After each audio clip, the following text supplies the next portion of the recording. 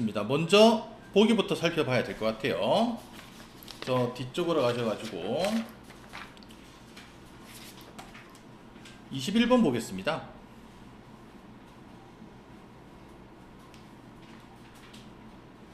유년의 뜰은 동그라미 치고요. 자, 출제된 한국전쟁입니다. 한국전쟁으로 인해 가부장이 부재하는 상황에서 갈등을 겪는 한 가족의 모습을 그리고 있다. 특히 가족의 생계가 어머니에게 달려있는 상황에서 어머니의 태도에 불만을 품고 대리 가부장 역할을 자임한 장남은 가부장이라는 지위와 미성년이란 나이의 간극으로 인해 역할 수행뿐만 아니라 자신의 정체성 형성에도 위기를 겪는다. 일단 그 시대적 배경은 한국전쟁이고요. 그 다음에 이 가부장의 역할에 관해서 장남은 어떤 느낌을 가지고 어떻게 보면 또 정신적으로 성숙하는 과정이 되기 때문에 성장 소설로 봐도 될 것 같습니다. 자, 그러면 내용 보겠습니다. 보통 성장 소설은 그렇습니다. 성장해 가면서 어떤 상황에서 시련과 갈등을 겪고 그것을 극복해내는 과정에서 정신적으로 성장을 한다. 이런 내용이 되거든요. 자, 보겠습니다.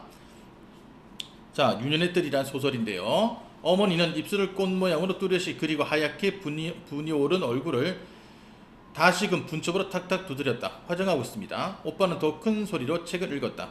What are you doing? I'm reading a book. 창 아래 텃밭가로 지나가던 사람 두엇이 고개를 빼어 안을 기울였다.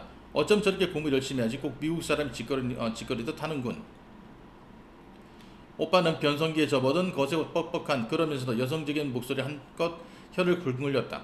고등학교 입학 자격 시험 준비를 한다는 오빠는 저물 때까지 창가에 앉아서 영어책을 읽었다. 아예 책을 덮어놓고 일과부터 외기도 했다. 우리의 좁은 방은 언제나 오빠의 책 읽는 소리로 가득 차 있었다. 어머니는 그것이 끝없이 반복되는 단조롭고 긴 소절의 노래였다. 오빠가 방에 없을 때조차 그 소리는 지루하게 되풀이에 울리고 있었다. What are you doing? What's your friend doing? 중학교 2학년에서 학교를 중단한 오빠가 읽는 것은 피난집에 소중히 감춰온 중2 교과서였다. 읍에 야간 중학교가 생기자 어머니는 말했다. 온 식구가 한대짬을 자는 한이 있어도 학교를 보내마. 그런데도 오빠는 새해째 같은 책을 읽고 있는 것이다. 보풀이 일어 눅눅과 두껍게 부푼 책에 오빠는 딱딱한 마분지를 덧대어 뚜껑을 만들었다. 사람들 말대로 오빠는 언젠가는 성공할 것이었다. 갖고 놀아도 좋아. 어머니는 싹싹 훑어 바른 빈 크림통을 내게 내밀고 마지막으로 자, 나라는 사람 나왔죠? 시점 1인칭 시점입니다. 아까 오빠라는 호칭을 통해서 이미 눈치를 채셨을 거예요. 그죠? 시점은 1인칭 작품적인 서술자. 마지막으로 입술 곁에 날카롭게 미인점을 찍은 뒤 일어나 거울에 옷맵시를 비춰보았다. 다녀오마. 어머니는 저고리 소매에 손수건을 살짝 찔러넣고 꽃가지라도 꺾거든양 한들한들 걸어 나갔다. 어머니가 나가자마자 오빠는 탁 책을 덮고 용티를 마듯이 기지를 키며 웃옷을 벗어던졌다. 황급히 들어와 숨을 가다듬고 자는 체 하노라면 한 발 늦게 돌아온 오빠는 사천왕처럼 문에 버티어서서 냄새라도 맡을 듯 코를 벌리며 말했다. 또 나갔었지. 언니는 도무지 못 알아듣는 신용을 하며 잠에 취한 소리로 우물쭈물 대답했다. 아니야, 내가 언제 어쨌다고 그래. 언니의 대꾸는 가냘프고 자신이 없었다. 밤에 쏟아지지 마라. 가만 안 둘 테야. 오빠는 그러고도 못 참고 미숨 찍은 눈길로 언니를 바라보았다.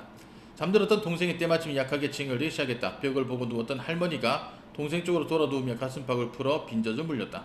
오빠는 신을 벗을 염도 없이 문을 짚고 선 채 방 안을 들여다보고 있었다. 언니는 가쁜 숨을 죽이고 자는 체하고 있었지만 나는 오빠가 언니를 보고 있는 것이 아니라 기실 비어있는 어머니 잠자리를 더듬고 있음을 알았다. 나는 오빠가 또 언니를 때릴 거라고 생각했다. 지금 저렇게 묵묵히 있는 것도 아마 트집을 잡을 국내의 골몰한 탓일 것이다.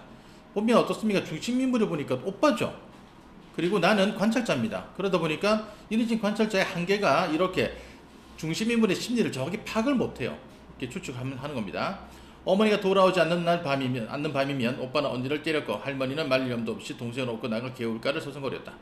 오빠의 매질은 무서웠다. 오빠는 작은 폭군이었다. 아버지가 떠난 이래 오빠는 은연중에 가장의 위치로 부상했고 더욱이 어머니가 읍내 밥집에 나가게 되면서부터 그리고 수상쩍은 외박으로 우리에게서 비켜서고 있음을 시사하자 오빠는 암암리에 대행 가장의 위치를 수락하였음을 공공연히 자행되는 매질로 나타내었다. 아까 보니까 어머니가 화장도 하고 또 외박도 한다 보니까 조금 윤리적이 못한 일을 하고 있는 것 같아요. 자, 오빠는 자신이 가장임을 지나치게 의식하고 있어 언제나 침울하고 긴장으로 부자연스럽게 굳어 있었다. 그 긴장으로 억눌려 자라지 못하는 욕망, 자라지 못하는 슬픔, 분노 따위는 엉뚱한 잔인성이나 폭력의 형태로 나타났다. 이게 뭡니까? 바로 성장기에 어떤 혼란이 온 겁니다. 가장의 책임을 맡으면서 때문에 한없이 크고 당대해 보이는 체구에도 불구하고 오빠는 때로 내게 어린애처럼 연약해 보이고 불투명하게 애매해 보이기도 했다. 우리를 때릴 때조차 어쩔 줄 모르는 듯 보이기도 했다. 오빠 자신도 이 사실을 깨닫는 듯 걸핏하며 목덜미까지 시뻘겋게 붉혔다. 그래서 오빠의 밤의 출과 무관하지 않았다. 나는 오빠를 무서워했다. 때로 이해할 수 없는 연민과 동정이 가득 찬 눈으로 나를 바라볼 때 들어누워 나와 동생을 번갈아 발바닥 위에 베개통처럼 가벼이 얹고 들어올릴 때조차 동생은 순두만 소리로 모처럼 까르륵거리며 좋아했지만 나는 오빠가 무서웠다. 무서움 때문에 오빠의 몸은 한없이 커지고 이윽고 방은 오빠의 몸으로 숨쉴 틈도 없이 가득 찼다. 오빠가 방에 들어설 때면 문틀이 버그러질 만큼 꽉 들어차는 것이었다. 한도 우두커니 서서 방 안을 들여다보도 오빠가 세게 문을 닫고 어둠 속으로 재빠르게 사라졌다. 언니가 호로로 한숨을 쉬며 내게 속삭였다. 노랑 누나, 나 나갔었단 말 하지 마라. 자, 문제 푸십시오.